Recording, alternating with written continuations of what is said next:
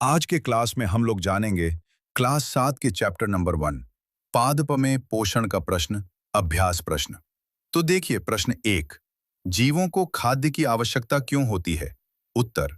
सभी जीवों को अपने शरीर के विकास और रखरखाव के लिए ऊर्जा की आवश्यकता होती है। ये ऊर्जा हमें भोजन से प्राप्त होती है। प्रश्न 2।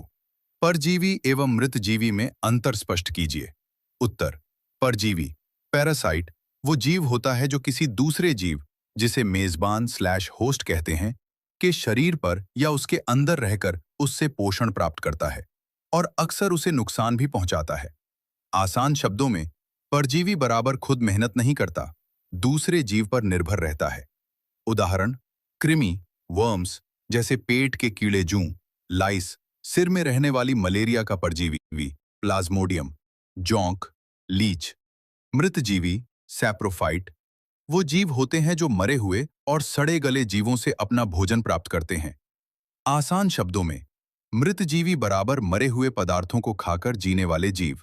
उदाहरण, फफूंदी, फंगस, कवक, मशरूम, कुछ बैक्टीरिया। प्रश्न 3। आप पत्ती में मंड स्टार्च की उपस्थिति का परीक्षण कैसे करेंगे? उत्तर। विभेदित पत्तियों के साथ एक पौधा लें। उदाहरण के लिए मनी प्लांट या क्रोटन। पौधे को 3 दिनों के लिए एक अंधेरे कमरे में रखें ताकि सभी स्टार्च का उपयोग हो जाए। अब एक पत्ती के कुछ भाग को काली पट्टी पेपर से बैंक दें और पौधे को लगभग 6 घंटे तक धूप में रखें। पौधे से पत्ती को अलग करें। इसमें खुले क्षेत्र को चिन्हित करें और उन्हें कागज की एक शीट पर इसका आकार बना लें। कुछ मिनट के लिए पत्ती को उबलते पानी में पत्ती डुबोएं। इसके बाद इसे अल्कोहल के बीकर में डुबो दें। उपरोक्त बीकर को ध्यान से पानी के बर्तन में डालकर तब तक गर्म करें जब तक अल्कोहल उबलने न लगे। अब पत्ती को आयोडीन के घोल में कुछ मिनट के लिए डुबोएं। पत्ती को बाहर निकालें और आयोडीन के घोल को धोएं। आप देखते हैं कि पत्ती के विभिन्न क्षेत्रों में स्टार्च की उपस्थिति दिखाई देने लगती है। प्रश्न 4। हरे पादपों में खाद्य संश्लेषण प्रक्रम का संक्षिप्त विवरण दीजिए। उत्तर। पौधों में भोजन का संश्लेषण पत्तियों में होता है, इसलिए पत्तियां पौधों की खाद्य फैक्ट्रियां हैं। सभी कच्चे माल, जल, कार्बन डाइऑक्साइड और सूर्य के प्रकाश को पत्तियों तक पहुंचना चाहिए। पानी और खनिजों को जड़ों द्वारा पत्तियों में ले जाया जाता है। पत्तियों में एक हरा वर्णक होता है जिसे क्लोरोफिल कहा जाता है, जो पत्तियों को सूर्य के प्रकाश की ऊर्जा को अवशोषित करने में मदद करता है। इस ऊर्जा का उपयोग कार्बन डाइऑक्साइड और पानी की उपस्थिति में भोजन तैयार करने के लिए किया जाता है। प्रश्न 5। किसी प्रवाह चित्र की सहायता से दर्शाइए कि पादप भोजन के मूलभूत स्रोत हैं। उत्तर। सभी जीव सीधे या परोक्ष रूप से पौधों पर निर्भर करते हैं। उदाहरण के लिए, पौधे खाने वाले जानवर सीधे पौधों पर निर्भर करते हैं और मांसाहारी इन पौधे खाने वाले जीवों पर निर्भर रहते हैं। इस प्रकार ये जीव अप्रत्यक्ष रूप से पौधों पर ही निर्भर करते हैं। निम्नलिखित प्रवाह चित्र पौधों की निर्भरता के कुछ उदाहरण दिखाते हैं। प्रश्न 6। रिक्त स्थानों की पूर्ति कीजिए। क। क्योंकि हरे पादप अपना खाद्य स्वयं बनाते हैं, इसलिए उन्हें कहते हैं। ख। पादपों द्वारा संश्लेषित खाद्य का भंडारण के रूप में किया जाता है, कहते हैं। ग। प्रकाश संश्लेषण के प्रक्रम में जिस वर्णक द्वारा सौर ऊर्जा संग्रहित की जाती है, उसे घ। प्रकाश संश्लेषण में पादप वायुमंडल से लेते हैं तथा का उत्पादन करते हैं। उत्तर। क। क्योंकि हरे पादप अपना खाद्य स्वयं बनाते हैं, इसलिए उन्हें स्वपोषी कहते हैं। ख। पादपों द्वारा संश्लेषित खाद्य का भंडारण मंड स्टार्च के रूप में किया जाता है। ग। प्रकाश संश्लेषण के प्रक्रम में जिस वर्णक द्वारा सौर ऊर्जा संग्रहित की जाती है, उसे क्लोरोफिल कहते हैं। घ। प्रकाश संश्लेषण में पादप वायुमंडल से कार्बन डाइऑक्साइड लेते हैं तथा ऑक्सीजन का उत्पादन करते हैं। प्रश्न 7।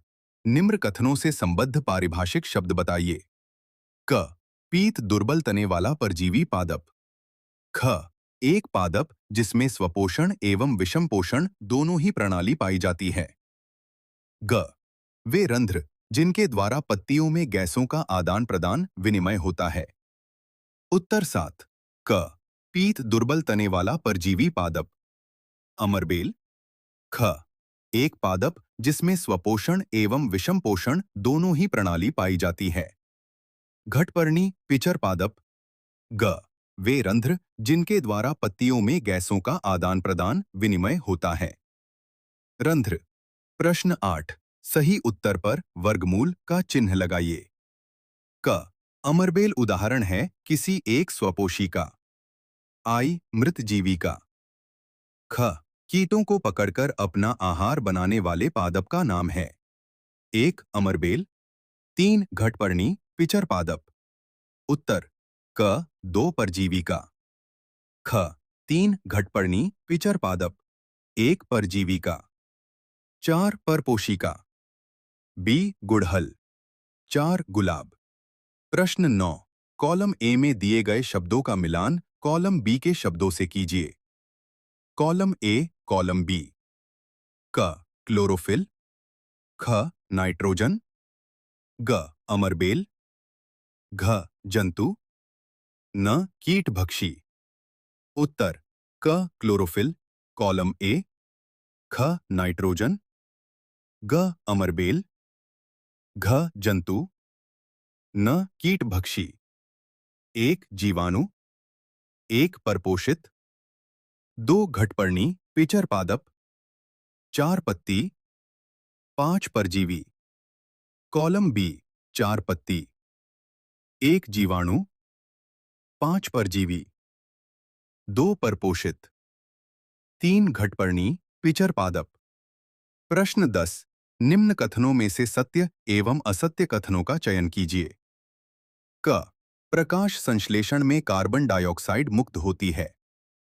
ख, ऐसे पादप जो अपना भोजन स्वयं संश्लेषित करते हैं मृतजीवी कहलाते हैं।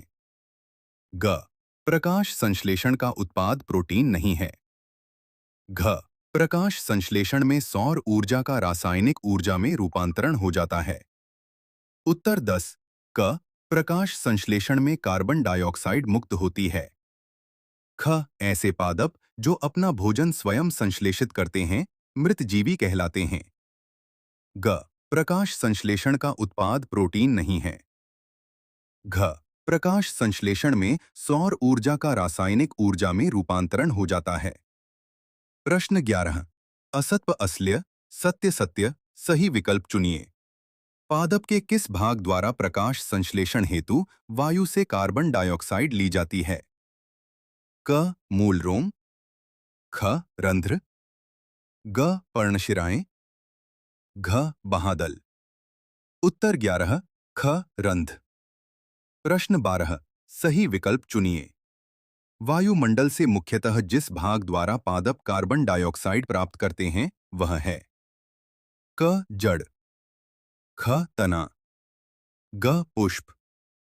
घ, पत्तियां। उत्तर 12, घ, पत्तियां।